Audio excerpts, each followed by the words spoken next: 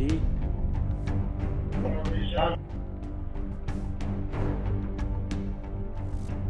Зменш зум, не побачив.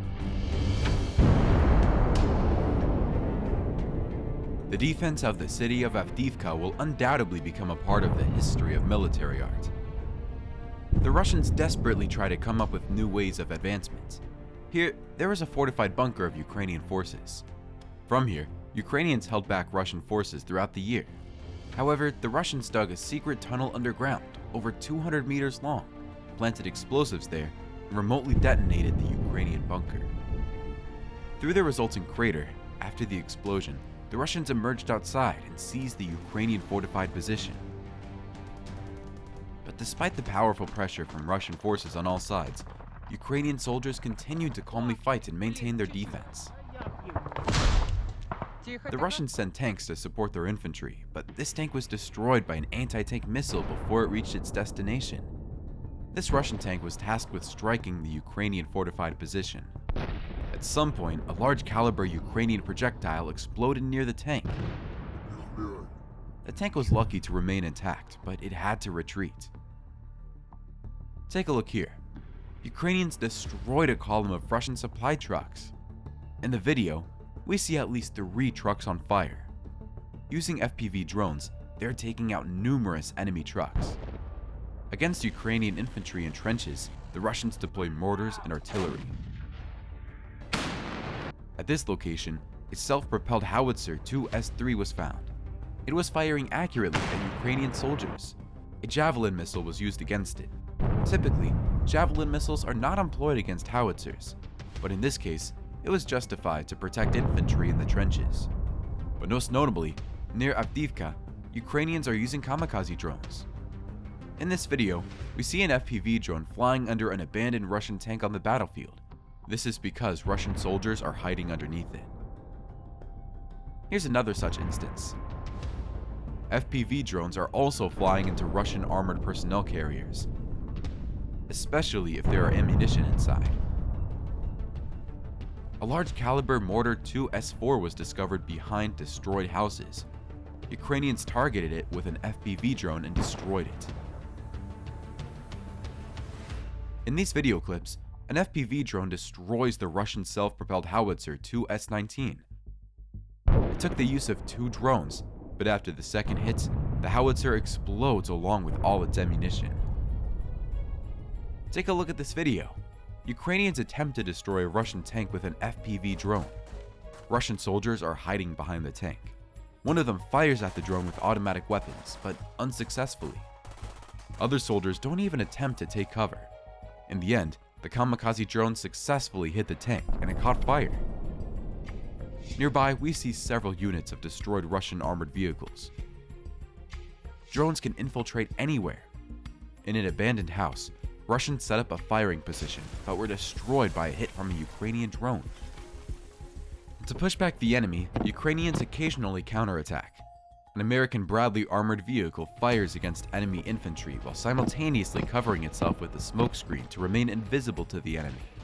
The smoke also provides cover for Ukrainian soldiers, especially effective during nighttime operations. The Bradley's 25mm cannon is incredibly powerful and can penetrate walls of houses, spelling doom for enemy infantry. The only escape is to hide in basements, but even there, they may be targeted by Ukrainian FPV drones.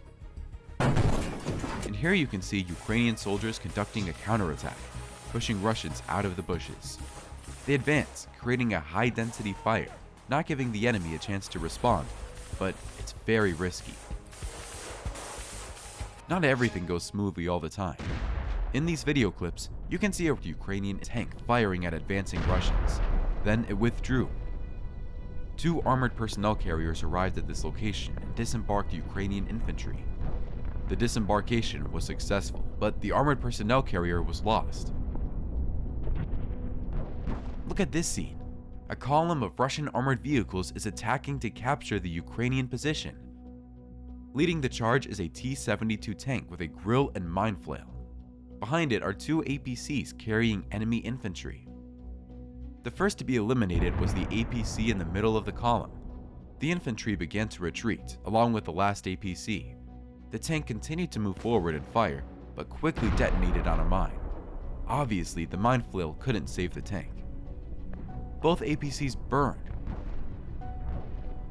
In the field, you can see a pile of abandoned Russian armored vehicles. The Russians left them without completing the commander's mission. Recently, Russian soldiers seem to have a little regard for their own armored vehicles and hastily abandoned them. Realizing that there is no point in using tanks and armored vehicles as they are immediately destroyed, Russians try to suppress Ukrainian infantry with the most destructive types of weapons. In this video, you can see Russians using cluster bombs RBK-500. With the help of Su-34 fighters, they drop them directly over the trenches where Ukrainian defenders are positioned. But the most destructive weapon used by the Russians is the FAB bomb, weighing from 500 kilograms up to 1.5 tons. Russian Su-34 fighters carry 2 heavy bombs per sortie. These upgraded bombs can reach the target from a release point up to 30 kilometers away. They also have target guidance systems, making them quite accurate. The worst news is that Russians have a significant quantity of these bombs. These bombs inflict serious damage to the entire Ukrainian defensive infrastructure, and there's practically no escape from them. These bombs are capable of penetrating thick concrete shelters. Look at this example. Here are Ukrainian trenches. We see how 2 Russian bombs weighing 500 kilograms each hit this location. We also see the deep crater left after the impact of these powerful bombs. You can imagine the challenges faced by Ukrainian soldiers. Russians also use combat helicopters to launch guided precision missiles, primarily targeting Ukrainian tanks. Therefore, to safeguard their forces from such air raids, Ukrainians need American F-16 fighters. With their help, Ukrainian pilots could intercept Russian Su-34 fighters before they managed to launch bombs, as well as neutralize all threats from enemy helicopters.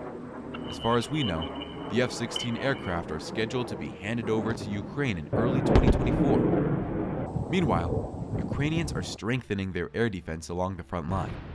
However, it's also crucial to track and eliminate Russian air defense assets. One of the most valuable Russian weapons, the TOR anti-aircraft missile system, was hit by an American Switchblade 600 drone in the Kherson region. Here's another Russian invention. They use a lifting crane to launch anti-tank missiles from a height. The Kornet anti-tank system is one of the most dangerous types of weapons. With these, Russians have destroyed a significant amount of Ukrainian armored vehicles. Watch this video. The Kornet missile hit a Ukrainian armored personnel carrier, leading to its ignition and complete destruction. The threat from Russian drones, Lancet, is also still present. In these video clips, we see the Lancet striking a Polish self-propelled howitzer Krab, resulting in its ignition and ammunition explosion. As I mentioned in previous videos, in modern warfare, it's almost impossible to break through the enemy's defensive lines. Russians cannot breach the defense of Ukrainian forces, and Ukrainians cannot break through the defense of Russian forces. The war has reached a strategic deadlock, and it all boils down to both sides grinding each other's resources. The problem is that this could continue for many years. Therefore, the only way to possibly stop this war is through political means. Winter makes military operations even more challenging, but unfortunately, the war continues, and it's unknown when and how it will end. Friends, if you've watched until the end, please leave your mark by liking this video. I bid farewell to you until the next episode.